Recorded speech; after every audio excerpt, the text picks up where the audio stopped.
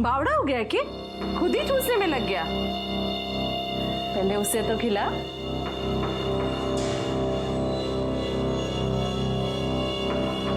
मम्मा आप भी अंकल को खिलाओ ना। अरे अंकल ना है, तेरे पापा है वो।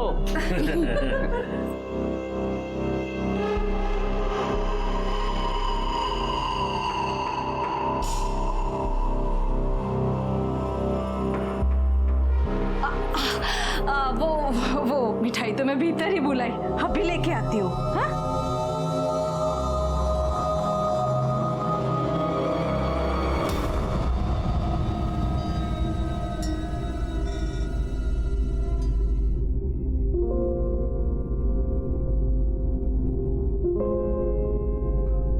सब कुछ मैंने सजाया है अपने भैया और भाभी के लिए। चुप है ना? मम्मा ये कितना सुंदर बेड है, मैं तो इसी पे सोऊंगा। अरे अरे अरे अरे इधर आ। ये तेरी माँ का कमरा है, तुम तो बड़े हो गए हो। बड़े बच्चे मम्मी के कमरे में नहीं सोते हैं। मैं तुम्हारा बिस्तर बाहर लगा देती हूँ। चल। ये सब दीदी ने ही सजाया है, मुझे भी दीदी ने ही तैयार किया, अकेले ही सब कुछ कर लिया। चल।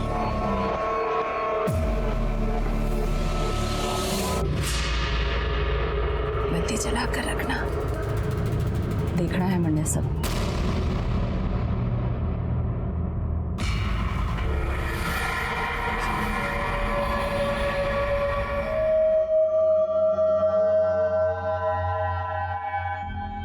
तो खुश है ना? बहुत। ये मेरी लाइफ का सबसे अच्छा दिन है। हमारा भी।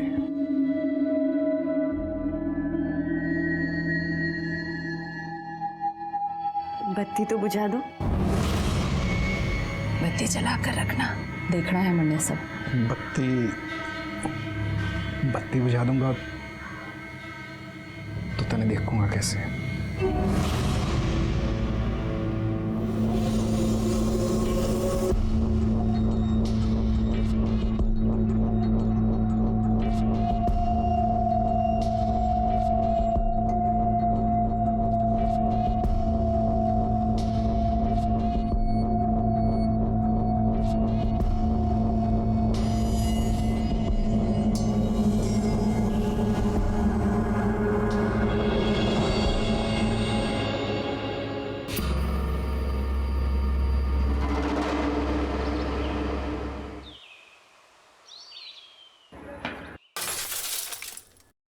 भावना आंटी का कांच फट गया, भागो।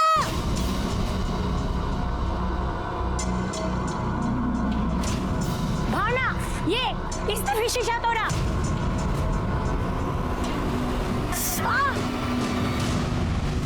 ये कौन है? इसे पहले तो नहीं देखा। अरे वो राना है ना, उसके घर में जो किराएदार है शर्मा, उसका ही बच्चा है ये। कौन? रति का? पर उसका बेटा तो काफी बड़ा है। रति नहीं, रति का भाई मोहन, उसका बच्चा है ये। अरे काय के भाई बहन, कई बार बाइक पे चिपक के बैठते हुए जाते देखा है मैंने उनको। देखा तो मैंने भी है। और जिस तरीके से वो मोहन के साथ रहती है ना, भाई बहन कम कुछ और ज्यादा लगता है। खैर भाड़ में जाइए सब। मेरा जो नुकसान हुआ है ना, मुझे उसकी भरपाई चाहिए, और मेरे हाथ में जो काटा वो भी। चलो।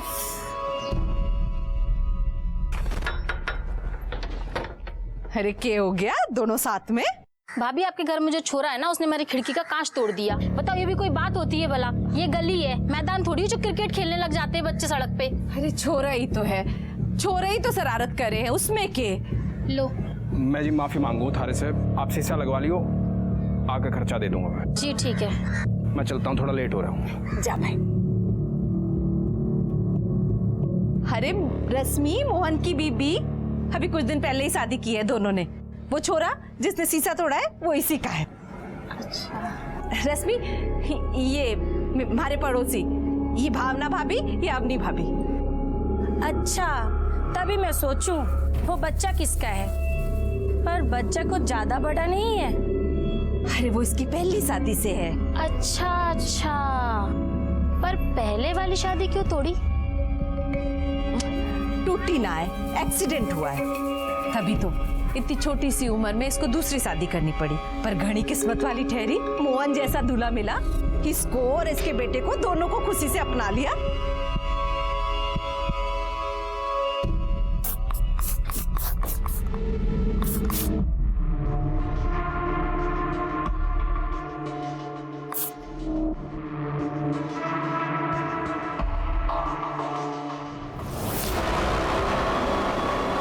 दरवाजा खुला रख। पर कुछ नहीं, तूने कर ली अपनी मनमानी, अब मन नहीं करने दे जो मुझे करना है।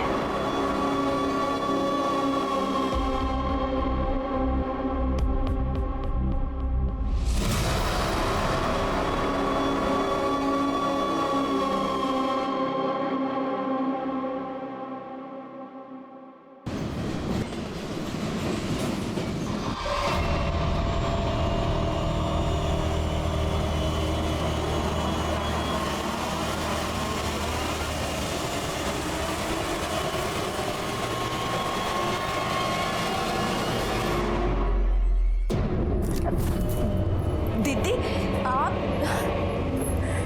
इस वक्त यहाँ? मैं सोची आज हम तीनों साथ में सोते हैं, मैं, तू और मोहन। ये क्या बोल रहे हो दीदी? आप तो मोहन की दीदी हो, आप उसके साथ ये सब? बोले घड़ा है, जैसा कहती हूँ वैसा कर, बड़ा मजा आएगा। मैं ही शुरू कर देती हूँ। छोड़ो जी, दीदी छोड़ो मुझे।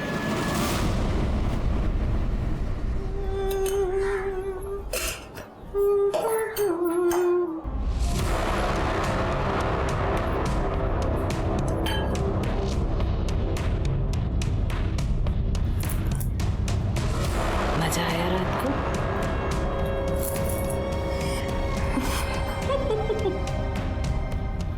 हमारा फोन नहीं दिख रहा कहीं, देखा है? क्या करेगी फोन का? मैं हूं ना मजा कराने के लिए। आज रात को तैयार रही हो, डबल मजा कराऊंगी। चाय?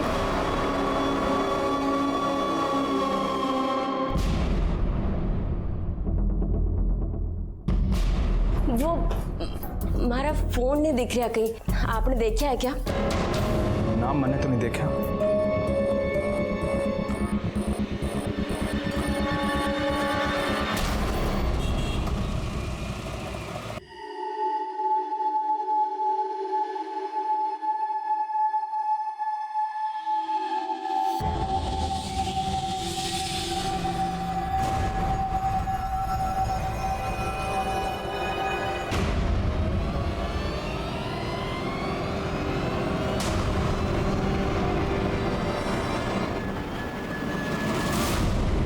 रत्ती दीदी से कुछ बोलते क्यों नहीं हो?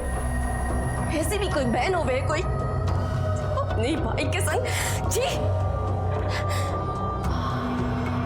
मोहन, अगर तुम दीदी से कुछ नहीं बोलोगे तो मैं बात करूंगी। तो कुछ मत कहिए, आज जो कहा बस करती जाओ। लोगों में अलग अलग तरह की मानसिकता देखने को मिलती है, जिसे समझ पाना बहुत ही मुश्किल होता है। रति का अपने ही भाई और भाभी के साथ सोना और मोहन का उसे झेलना बहुत ही अजीब था। ऐसी क्या मजबूरी थी मोहन की जिसने उसे खुद ही नहीं बल्कि रश्मि को भी मजबूर कर रखा था। पर ये जो भी था, एक क्राइम की दस्तक जरूर थी, जो रश्मि को पहली बार तब मिली जब रति उनके कमरे में पहली बार आई थी। ये दस्तक हर रात रश्मि को मिल रही थी, जिसे अनदेखा करने के लिए वो मजबूर थी। पर आखिर एक दिन उसके सब्र का बांध टूट गया। छोड़, अभी हाल जाऊंगी मैं घर छोड़कर, अपने बेटे को भी लेके जाऊंगी, अपने पति को भी लेके जाऊंगी, और जो मैं होने नहीं दूंगी। हाँ, नहीं हो जाऊंगी, तू नहीं चलोगी, मैं नहीं जाएगी, तू छोड़ मुझे। क्यों क्यों भीड़ लगा रखी है? नहीं समझ आ रहा है? तू नहीं चलोगी, काम डाल दिया तुमने? चलो अपने घर। बात सुन रही, हाँ, चिल्लाने की कोई जरूरत नहीं है। छोड़, मुझे चिल्लाऊंगी।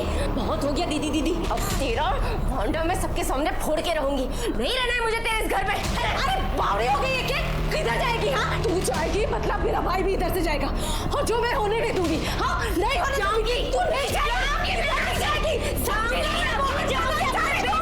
अभी जाऊंगी मैं, और इतना ही नहीं, जाऊंगी भी और सबको बताऊंगी भी तू कितनी घटिया औरत है। पागल हो गई है।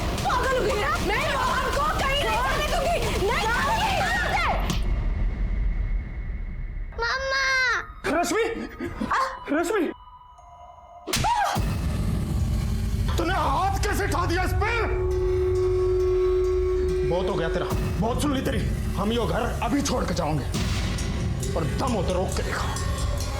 चल रश्मि, कर बैठ, चल बैठ।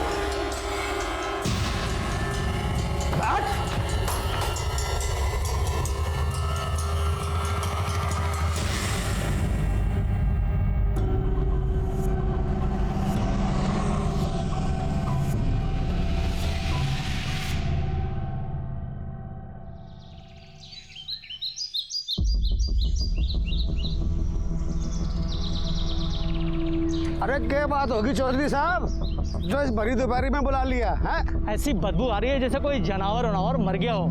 किसी की भैंस भूस मर गई होगी और आड़े फेंक गया होगा। एक काम करो, तुम शॉट देखो और मैं शॉट देखूं।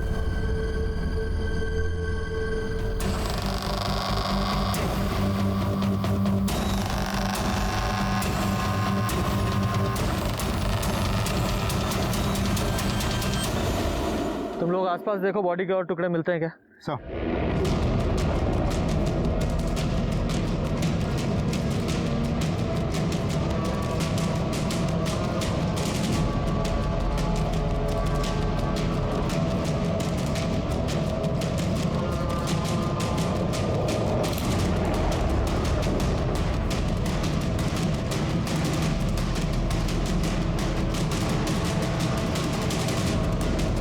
सात बोरियों में बॉडी के टोटल 13 टुकड़े मिले।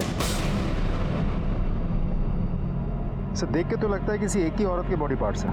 और उधर देखिए सर, राइट हैंड पर ओम का टैटू बना हुआ है। चेहरा तो बिल्कुल पूरी तरह से कुचल दिया गया। लगता नहीं मुझे शिनाख्त होने के कोई चांसेस है। और आसपास जाके पूछताछ भी की है मैं, किसी को कोई आइडिया नहीं है कौन आके बोरिया फेंकेगा। हाँ यार, मैंने भी इन लोगों से पूछा, किसी को कुछ नहीं पता। लगता है ये बोरियां आज नहीं फेंकी गई हैं, कई दिन पहले यहाँ फेंकी गई हैं। है तो बॉडी के पार्ट्स को पोस्टमार्टम के लिए भेजो और रिपोर्ट जल्दी से जल्दी मंगाओ।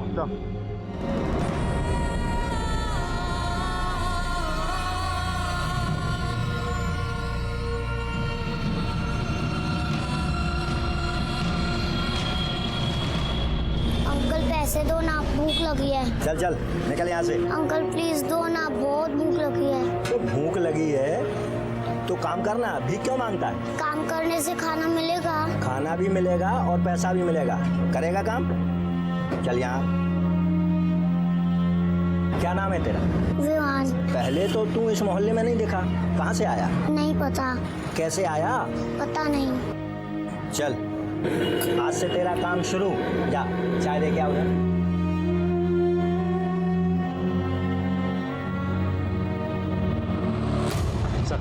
बोरियों में जो डेड बॉडी टुकड़ों में हमें मिली थी, पोस्टमार्टम रिपोर्ट के मुताबिक 30-32 साल की एक प्रेग्नेंट औरत की थी, जिसकी हाइट 5 फीट 2 इंच, रंग गेहुआ और बाल काले थे। सब मौत करीब 6 दिन पहले हुई थी।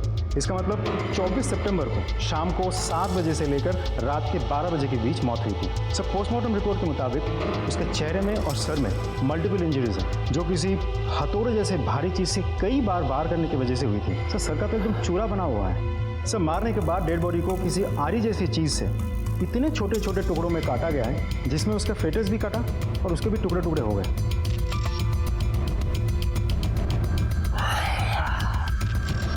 यादव, ये काम किसी इंसान का नहीं हो सकता, बल्कि इंसान की शक्ल में किसी राक्षस का है।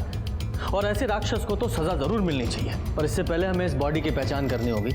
एक काम करो, जहाँ ये बॉडी मिली है वहाँ जितने भी रास्ते हैं, उन पर जितने भी सीसीटीवी लगे हैं, उन सब की 24 तारीख से लेकर कल तक की सीसीटीवी फुटेज निकालो। सर मैंने हेड कांस्टेबल को स्पॉट में भेज दिया है, देखने के लिए कि वहाँ कोई सीसीटीवी कैमरा है या नहीं। अगर है तो हमें बहुत जल्द फुटेज मिल जाएगी। गुड। एक काम और करो, गुरुग्राम के जितने भी पुलिस स्टेशन हैं सबको अपडेट करो और अपनी साइट पे इस औरत की एज, हाइट, कॉम्प्लेक्शन, इसके टैटू के बारे में, ये बॉडी कितने टुकड़ों में मिली, सब कुछ अपडेट करो A to Z। NCR और आसपास के थानों में भी सबकी इस बॉडी के बारे में बताओ। Sir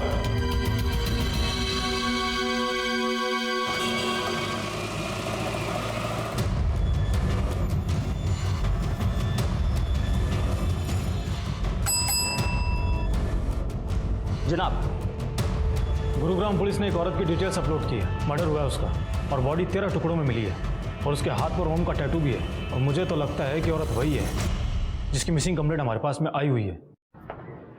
sir, Mahendragarh police station से मेल आया। जिस औरत की डिटेल हमने भेजी थी उससे मैच करती हुई एक औरत की मिसिंग कंप्लेंट भी उन लोगों के वहाँ सितंबर 1st वीक में दर्ज हुई थी। सितंबर 1st वीक। उस औरत का नाम है रश्मि भटनागर और उसके हाथ में भी एक ओम का टैटू है। सर, ये मिसिंग कंप्लेंट उसकी माँ ने दर्ज करवाई थी।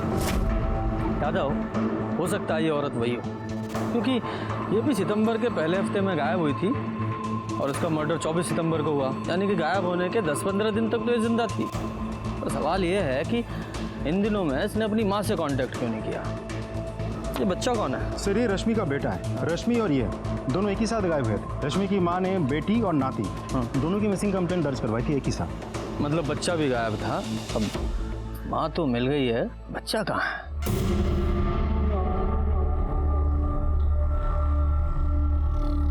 सेठ, बहुत भूख लगी है, 20 रुपए दे दो, तनख्वाह में से काट लेना। 4 चाय बेची नहीं कि भूख लगाई। ये ले, तू पकड़, ये ले, ध्यान रखना तनख्वाह में से काट लूंगा। चलो चल।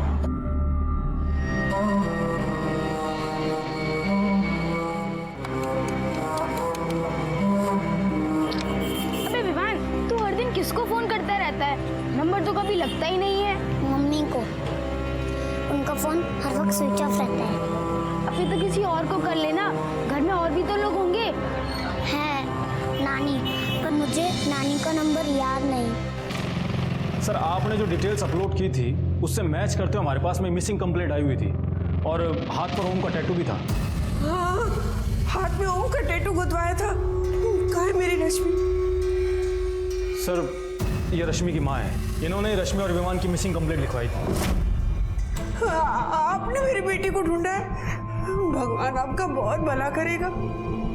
माँ जी, पानी पीजिए। मैं ठीक हूँ, बस आप मेरी बेटी को बुला दीजिए बस। माँ जी, हमें डाउट है कि रश्मि इस दुनिया में नहीं है, उसका मर्डर हो गया।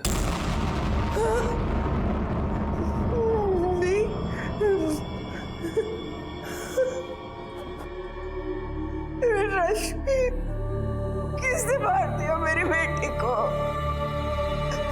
विवान, विवान का विवान कहाँ है, किस हाल में है, ये तो हमें नहीं पता, लेकिन आप जो कुछ भी रश्मि के बारे में जानती है सब बताइए, ताकि हम रश्मि के कातिल को पकड़ सकें और विवान को ढूंढ सकें। पानी पीजिए।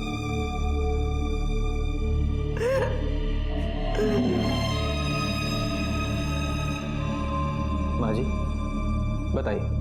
उसका तो नसीब ही बड़ा था, इतनी सी थी, तब बाप का साया उठ गया उसके सर से। ब्याह किया पर वहां भी नसीब से हार गई। थोड़े दिनों बाद ही एक एक्सीडेंट में उसका आदमी चला गया। गोद में था उसके विवान। जब वो मायके वापस आई थी, पत्रो बेटा, भगवान के सामने किसकी चली है? उसकी इतनी लिखी थी, वो चला गया, लेकिन तेरे सामने तो पूरी जिंदगी पड़ी है ना। कम से कम अपनी नहीं तो विवान के बारे में तो सोच। थोड़े सालों के बाद मेरी एक सहेली की जान पहचान वाला था, चेतन भटनागर, उसने आखिर रश्मि का हाथ मांगा। उसकी बीवी उसे छोड़कर किसी और आदमी के साथ चली गई थी। 2 बेटियां थी उसकी। माँ जी, मन्नत घराड़ी की जरूरत ना है, पर बेटियों को तो माँ चाहिए ना। अब अपनी हर्जी की बात बाप को थोड़ी बता पाएंगे, और विवान भी छोटा है, उसे भी बाप मिल जाएगा। मुझे लगा कि भगवान ने मेरी सुन ली। विवान का मुंह दिखाकर मैंने रश्मि को मना लिया, लेकिन थोड़े दिनों बाद ही रश्मि जब मुझे मिलने आई तब उसने बताया कि चेतन उसके साथ कैसा व्यवहार करता था। आए दिन उसे कुटता रहता था। रश्मि को एक साथी मिल गया, उसके बारे में रश्मि ने मुझे बहुत बाद में बताया था। तू कौन है भाई और मेरे घर में तू क्या कर रहा है? पड़ोसी हूँ थाना और खबरदार करना आया हूँ, आज के बाद हाथ मत उठा दियो इसने। तू घना कृष्ण का भांजा बन रहा है? चल निकल यहाँ से। आज के बाद जो हमारे घर के मामले में टांग अड़ाई ना, चल चल निकल, चल निकल। ज्यादा कुछ नहीं है, चल ठीक है। अरे औरत को मारना घर का मामला नहीं है। सुने, उठाए गिरा नहीं हूँ तेरे की तेरिया। गवर्नमेंट फर्म में काम करूँगा, एक कंप्लेंट कर दी ना तेरी तो घर का मामला जेल में सुलझेगा। मोहन ने उस जल्लाद से उसे बचाया था, दोनों में बातचीत होने लगी, प्यार हो गया। लेकिन ये बातें उस चेतन को पता चल गई और मोहन और चेतन के बीच में बहुत बड़ा नाटक हो गया। और सितंबर के पहले हफ्ते में ही रश्मि विवान को लेकर मोहन के साथ चली गई और मंदिर में जाके उन दोनों ने ब्याह कर लिया। मम्मी वो मैं और विवान मोहन के साथ है, मैंने और मोहन ने मंदिर में शादी कर ली है। लेकिन उस दिन के बाद ना ही उसका फोन आया, ना ही उसकी कुछ खबर मिली। इसीलिए मैं यहाँ रिपोर्ट लिखाने आई थी। सर हमें जब पता लगा कि रश्मि और विवान के लापता होने में चेतन का हाथ है तो हमने उससे पूछताछ भी की। मिसिंग ना भाई साहब, भाग गई थी जैसे पहले वाली भागी थी। अब जैसा करेगी वैसा भुगतेगी। मुझे क्या जरूरत है उसे या उसके बेटे को कुछ करने की? अपनी पहली बीवी की भड़ास निकालने के लिए तो उसे जानवरों की तरह मारता था। अब वो तुझे अकेला छोड़ के चली गई है तो कुछ नहीं करेगा। हम इज्जतदार लोग हैं साहब, 2 पैसे की औरत के लिए अपनी इज्जत मिट्टी में नहीं मिला सकता। आप मुझे अगर अरेस्ट करने की सोच कर आए हैं तो आप उसे ले आओ, मैं मार देता हूँ, आप मुझे अरेस्ट कर लेना। सर हमने दोनों को बहुत तलाश किया लेकिन उन दोनों का कुछ भी पता नहीं चला अभी तक। टाटी, यादव का रश्मि का फ़ोन नंबर और इस चेतन का एड्रेस लिखवा दो।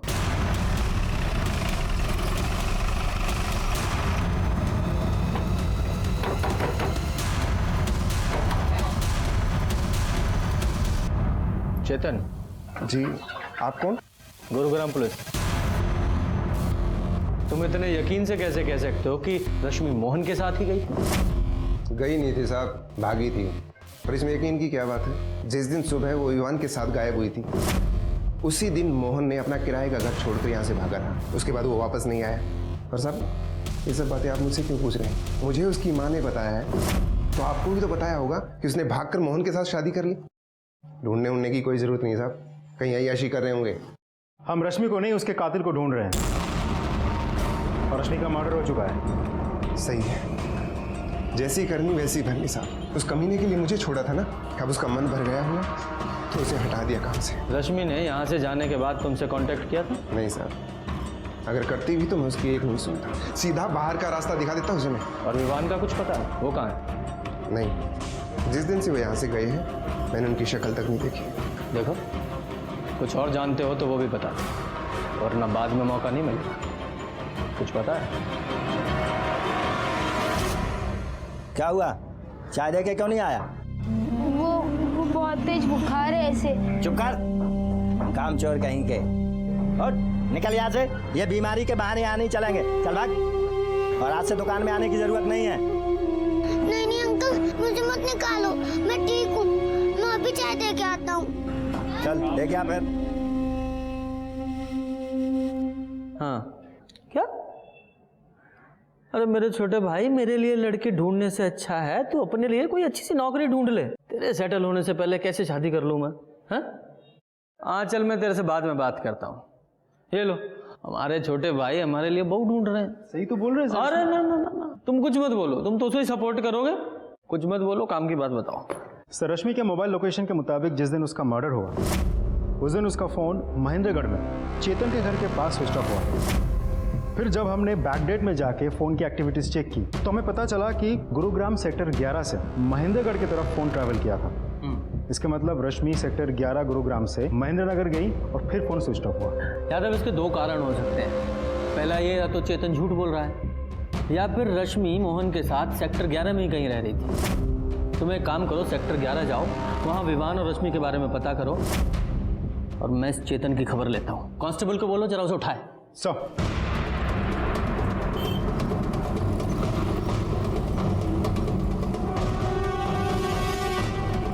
दो चाय देना। ये ले। विवान, ये सुन, क्या हुआ इसे? इसे बहुत तेज बुखार है।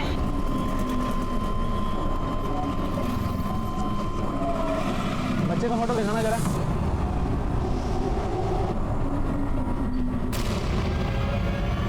बच्चा तो यही है, मैं इसे हॉस्पिटल लेके जा रहा हूँ। तुम साहब को खबर को बच्चा मिल गया। झूठ बोल रहा है तू। रश्मि की मोबाइल लोकेशन से साफ पता चल रहा है जिस दिन उसका मर्डर हुआ वो तुझसे मिलने आई थी। कसम से सर, वो मेरे घर ना आई सर। आई थी, और तूने बदला लेने के लिए उसका खून कर दिया, क्योंकि एक बार उसकी वजह से तेरी बेइज्जती हुई थी ना। और क्या कहा था तूने पीएसआई राठी के सामने? अगर आप लोग मुझे अरेस्ट करने की सोच कर आए हैं तो आप उसे ले आओ, मैं मार देता हूँ, आप मुझे अरेस्ट कर लेना। कहा था कि नहीं? इसलिए जब वो तेरे घर आई तूने उसे मार दिया, फिर उसके टुकड़े टुकड़े किए, बोरी में भरे और फेंक दिया। ना वो मेरे घर आई और ना मैंने ऐसा कुछ किया है सर। आधा किलो कर दो इसका। देखिए जरा, आपने इन दोनों को यहाँ कहीं देखा है? ये रश्मि और इसका बेटा विवान है। हाँ सर, ये दोनों हमारे ही मोहल्ले में रहते हैं, शर्मा जी के मकान में, पर कुछ दिनों से इनको देखा नहीं है। ये शर्मा फैमिली इनके रिलेटिव्स हैं? अब रिलेशन का तो पता नहीं, पर रति मोहन की बहन है, पर रंग ढंग देख के भाई बहन जैसा तो नहीं लगता है। अच्छा, ये लोग रहते कहाँ हैं? मकान नंबर? ये गली से दूसरा मकान। Thank you. अरे उन दोनों के बीच की वो बात तो बता दे। सर सर सर, एक और बात बोलनी है आपको। बोलिए। अरे रश्मि गुरुग्राम के सेक्टर 11 में क्या कर रही थी? ये वहाँ मोहन के साथ रहती थी ना? सर कौन कहाँ क्यों रहता है सर मैं नहीं जानता, मैं महेंद्रगढ़ में रहता हूँ, मैं बस इतना जानता हूँ सर। अच्छा, एक काम करो, इसे ना अंदर डालो और इसकी सेवा पानी करो, सब जान जाएगा, सब बताएगा। सर मैं सच्ची कह रहा हूँ सर मेरी बात का यकीन कीजिए ना सर। क्या कह रहे हो साहब? अरे भाई ये मेरा तो साथ ही रहेगा, और जब भाई साथ रहेगा तो भाभी भी साथ रहेगी। पर मन समझ में नहीं आ रहा कि ये सब पूछ क्यों रहे हो? शादी कब की थी उन दोनों ने? 31 अगस्त। सीधा मंदिर से शादी करके घर ही आए थे। मैंने खूब खाना वाना बनाया था साहब, 1-2 हफ्ते हंसी खुशी से रहे, बड़ा अच्छा लगा हमें। ये मोहन रश्मि से शादी करने के बाद उसे आपके घर लेकर क्यों आया? उसे अपने घर क्यों नहीं लेकर गया? सर बात ये है कि मोहन रश्मि और विवान को भगा के लेकर आया था।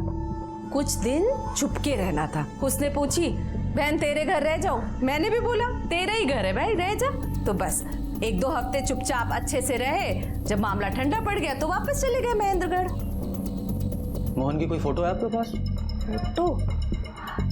एल्बम वाला फोटो तो ना है साहब, पर हाँ 1 मिनट, ये फोन में रही, ये रही। शेयर।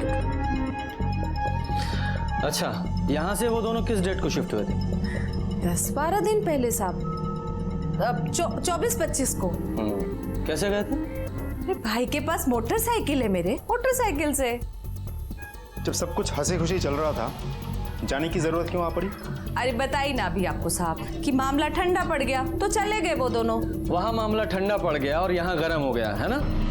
हमें पता चला है कि आप लोगों के बीच बहुत बड़ा झगड़ा हुआ था, किसी ने तो किसी को थप्पड़ मारा था, हाथापाई भी हुई थी। इसके अगले दिन ही वो यहाँ से चले गए। अरे साहब वो झगड़ा थोड़ी था, और ऐसा छोटा मोटा झगड़ा किस घर में नहीं होता, आप बताओ। हुई थी बहसबाजी साहब, हुई थी। भाई बहन में छोटी मोटी बहसबाजी तो होती रहती है। उसने बोला बहना मैं जा रहा हूँ, मैंने भी बोला तेरी मर्जी तू जा। बोला तो फोन करेगा, आज तक तो फोन ना किया उसने। उसने फोन नहीं किया तो आपने किया होगा ना?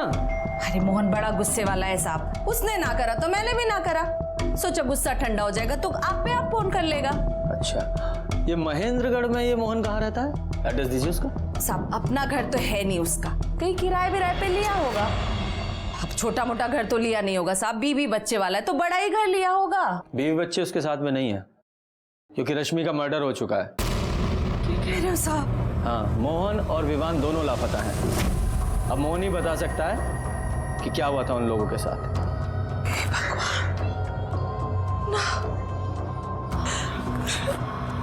रश्मि का खून हो गया साहब। मोहन ने तो बताया भी नहीं। ऐसा नहीं हो सकता साहब। 10 दिन पहले तक तो सब कुछ ठीक था यहाँ। कितने खुश थे साहब वो दोनों एक दूसरे के साथ। हे भगवान, किसकी नजर लग गई इन सबको। अच्छा, जैसे ही आपको मोहन या विवान की कोई खबर लगे हमें इन्फॉर्म कीजिएगा। जी साहब।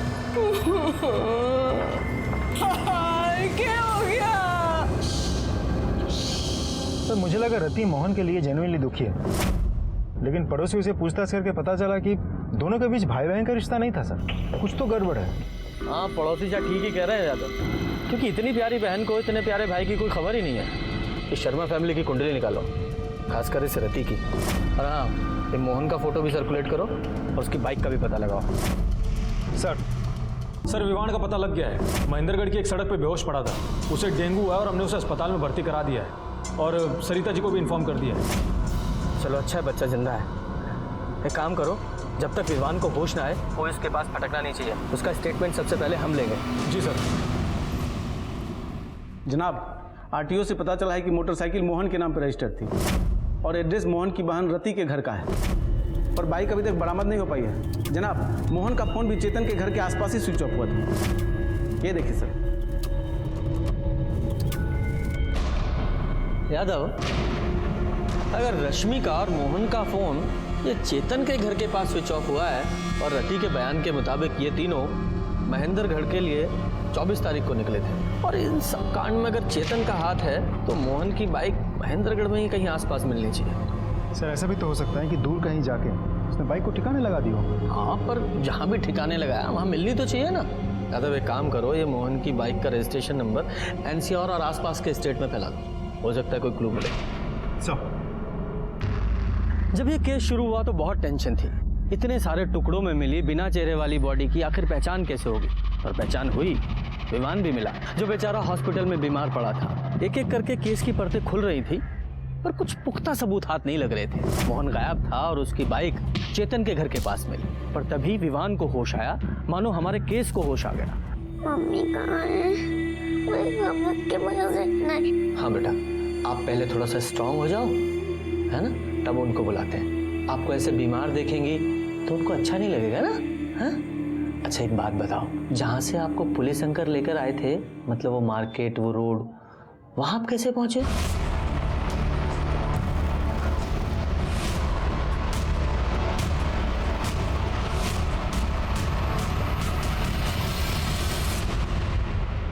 सर 4 महीने से शर्मा फैमिली पानीपत में किराए पे रहती है। मोहन वहाँ रति से मिलने आता था। सर रति का कोई छोटा भाई है ही नहीं, एक बड़ा भाई है जिसका नाम है सिद्धार्थ, और वो कोलकाता में रहता है। सर रति के माँ बाप पहले ही मर चुके हैं। जब पानीपत के उस ओनर से बात हुई तो पता चला कि रति और मोहन के बीच कभी भाई बहन का रिश्ता था ही नहीं, नाजायज संबंध थे, और इसी कारण की वजह से उस ओनर ने उन दोनों को घर से निकाल दिया था। हो सकता है यादव, ये हो सकता है, क्योंकि रति के पानीपत से गुरुग्राम शिफ्ट होने के कुछ दिनों बाद ही मोहन ने रति के घर आना जाना शुरू कर दिया था। और जैसा कि विवान ने बताया, तो ये भी हो सकता है कि रश्मि से शादी के बाद भी मोहन ने रति से नाजायज संबंध रखे।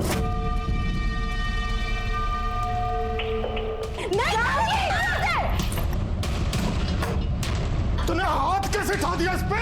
हम यो घर अभी छोड़ के जाओगे।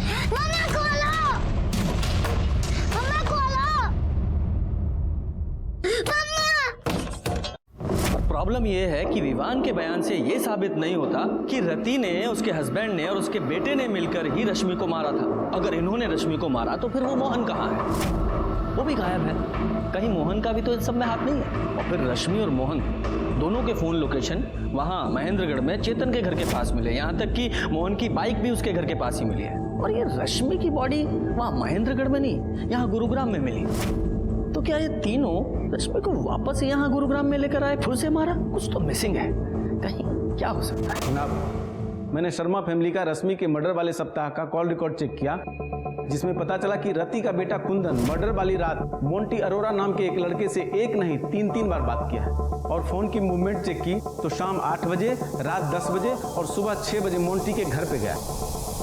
बुलाओ सर। हाँ सर, कुंदन का फोन आया था, उसको आरी मशीन की ज़रूरत थी, वही लेने आया था। फिर रात दोबारा उसका कॉल आया, कह रहा था उसको वैन की ज़रूरत है, उसको फर्नीचर काट के दिल्ली भिजवाना था। फिर रात 10 बजे वो आया, गाड़ी लेके चला गया। अगले दिन सुबह 6 बजे गाड़ी आरी सब वापस करके चला गया। तो ये आरी और वैन मतलब तुम्हारी गाड़ी कहाँ है? तुम्हारे घर पे? हाँ जी सर, घर पे। तिवारी जी साथ लेके जाओ और ये आरी और गाड़ी दोनों सीज करो और फॉरेंसिक ले दो। सर मतलब शर्मा फैमिली ने रश्मि का मर्डर और टुकड़े अपने ही घर में किए हैं? शायद। यादव अगर उसके टुकड़े भी घर में ही किए गए हैं तो कंफर्म है कि बाथरूम में किए होंगे, क्योंकि एक तो बाथरूम से आवाज़ बाहर नहीं जाएगी, ऊपर से ब्लड साफ करने में भी आसानी होगी। यादव एक काम करो, इस शर्मा फैमिली के घर को ना अच्छे से और स्पेशली बाथरूम को अल्ट्रावायलेट ट्रीटमेंट दो। हो सकता है वह रश्मि के ब्लड स्पॉट्स में है।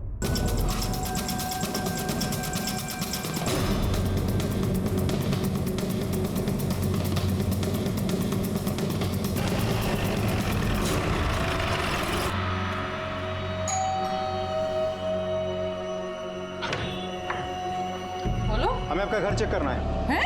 घर चेक करना है? मतलब अरे ये तो जबरदस्ती है साहब। एक तो हमारे भाई को ढूंढ नहीं पा रहे, ऊपर से ये सब करके ऐसा दिखा रहे जैसे रश्मि को हमने मारा है। मैडम शांति रखिए, हमें अपना काम करने दीजिए। अरे इंस्पेक्टर साहब, घर के सारे मेंबर्स उस तरफ जाइए। अरे ये तो चलिए। जबरदस्ती है ना साहब। अरे ऐसे कैसे घर चेक कर रहा है? अरे छोड़ो हमको। बाथरूम किस तरफ है? अरे बाथरूम तो उधर है, लेकिन बाथरूम में क्या करोगे? बाथरूम उधर है। वहाँ कहाँ जा रहे हो? अरे ये सब क्या कर रहे हो साहब? ये सब जबरदस्ती।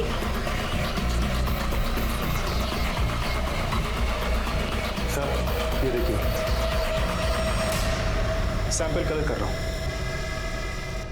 मुझे जल्द से जल्द फॉरेंसिक रिपोर्ट चाहिए। गाड़ी में बिठाओ तीनों को। अरे गाड़ी में चलिए।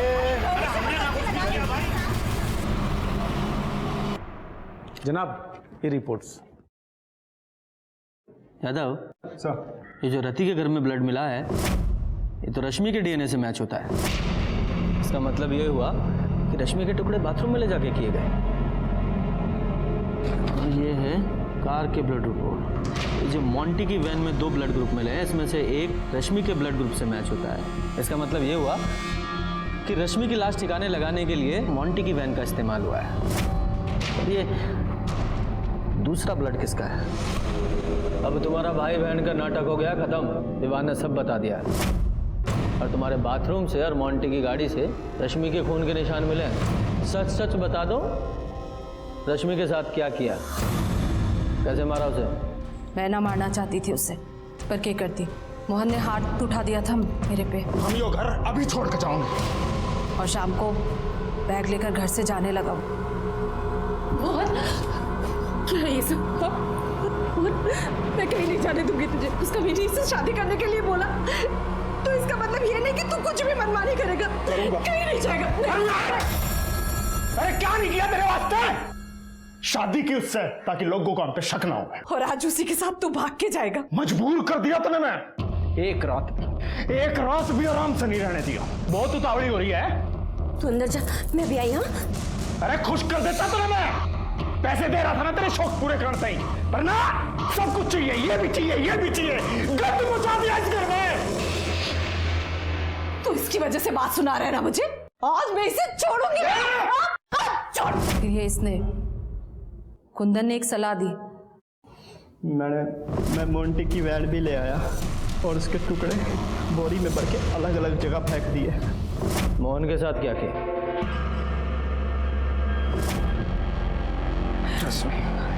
मोहन तू ठीक है ना? ठीक तो है ना तू? रश्मि एकदम ठीक है, एकदम ठीक। ले पानी पी ले।